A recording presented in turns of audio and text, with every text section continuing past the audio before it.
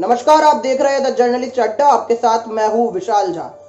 जब रिकॉर्ड टूटते हैं तो महसूस होता है कि अब किसी नई ऊंचाई को छुएंगे। कई बार रिकॉर्ड टूटने पर महसूस होता है कि अब एक नया रिकॉर्ड बनेगा, तो कई बार रिकॉर्ड टूटने पर मजबूर होना पड़ता है गंभीरता से सोचने के लिए। सुमित नागल वो नाम है जो यूएस ओपन में 7 साल में मेन सिंगल्स का पहला मैच जीतने वाले पहले भारतीय है। पिछली बार क्वालिफाई करके पहुंचे थे तब रॉजर फेडरर के हाथों पहले ही राउंड में हार मिली थी। भारत के खिलाड़ी अच्छा खेलते हैं देखकर गर्व होता है, लेकिन भारत के राजनेता खिलाड़ियों से भी अच्छा खेलते हैं देखकर और गर्व होता है। अब मैं आपको प्लस और माइनस का खेल समझाना चाहूंगा, जरा गौर से सुनिएगा। पिछले 4 महीनों में लगभग 2 करोड़ लोग बेरोजगार हो गए, यानी रोजगार माइनस में है। लेकिन 2018 की तुलना में 2019 में तिहाड़ी मजदूरोर की सुसाइड रेट पिछले साल से कई ज्यादा है, यानी कि सुसाइड रेट प्लस में है। 2018 में 30,152 थी, 2019 में ये बढ़कर 32,559 हो गई। मुख्यधारा मीडिया से जरूरी विषय के सारी खबरें गायब है, यानी कि खबरें माइनस में है, लेकिन टीआरपी फिर भी प्लस में है।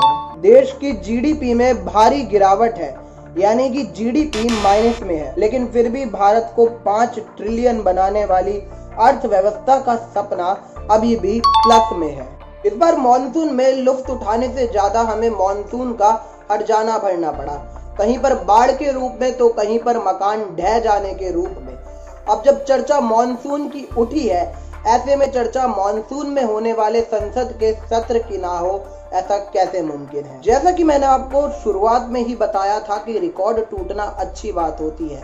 इस बार मॉनसून के सत्र में प्रश्नकाल और शून्यकाल होने ही नहीं वाला है, यानी कि कोरोना के नाम पर उन सभी जरूरी सवालों को दबा दिया गया जिससे कि सरकार बचना चाहती थी, वो भी तब जब देश में 24 घंटे में सबसे ज्यादा केसेस आ रहे हैं और मौत के और संक्रमण के मामले लगातार बढ़ते जा रहे हैं। और वैसे भी संसद के जो कामकाज के घंटे थे वो वैसे ही है जैसे पहले थे, तो फिर प्रश्नकाल को ही क्यों रद्द करा गया।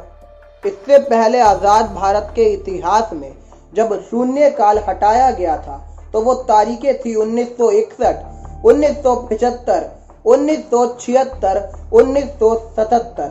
आपने गौर किया होगा कि 1975 से 1977 की जो तारीखें हैं उस वक्त इमरजेंसी का वक्त था। जब उस वक्त प्रश्नकाल को खत्म किया गया तो उसका एक मुख्य कारण सामने था, जैसे कि इमरजेंसी का लागू होना, ओडिशा संशोधन 44 और तमिलनाडु और नागालैंड में राष्ट्रपति शासन। ये सारे के सारे असाधारण कारण थे जिसके कारण शून्यकाल को रोका गया।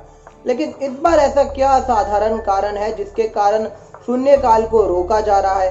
कोरोना तो वो बिल्कुल नहीं है। जिस तरीके से हम कोरोना से निपट रहे हैं, कम से कम उसे देखकर तो ऐसा नहीं लगता है कि कोरोना के कारण संसद का प्रश्नकाल और शून्यकाल को रोकना चाहिए और उस पर असर पड़ना चाहिए। चीन के आक्रामक तेवर, लगातार बढ़ती बेरोजगारी, लगातार घटती जीडीपी, प्रवासी मजदूरों के साथ दुर्दशा, कोरोना से निपटने में प्रशासन की चूक और ऐसे कई मुख्य सवाल होने के बावजूद प्रश्नकाल को खत्म कर दिया गया। दरअसल मेन प्रॉब्लम यह है कि जब संसद में कोई सवाल पूछा जाता है तो वो औपचारिक तौर पर दर्ज हो जाता है। इसी शर्मिंदगी से शायद सरकार बचना चाहती है। लेकिन आपको एक बात समझनी चाहिए कि जब इस देश में मीडिया भी सरकार से सवालात नहीं पूछती है, वैसे में कोरोना की आड़ में अगर सांसद और संसद भवन में भी इसकी चर्चा नहीं होगी तो क्या ये आपको लोकतंत्र में छिपी हुई तानाशाही नहीं लगती है?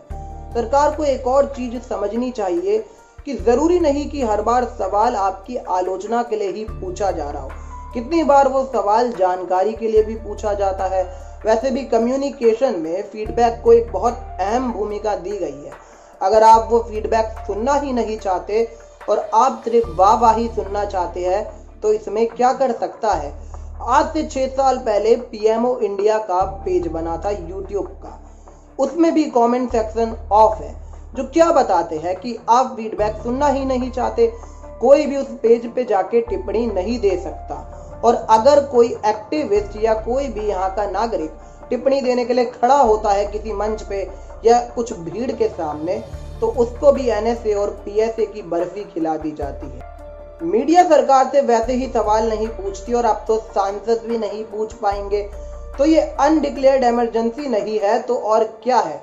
जब आज आप रिया चक्रवर्ती के हाल जान ले तो उसके बाद ये जरूर सोचिएगा क्या लोकतंत्र कलंकित हो रहा है, और हो रहा है तो ये कैसे रुकेगा कलंकित होने से और कैसे बचेगा कलंकित होने से। जुड़े रहिए द जर्नलिस्ट अड्डा के साथ। आज की खबर में इतना ही। नमस्कार।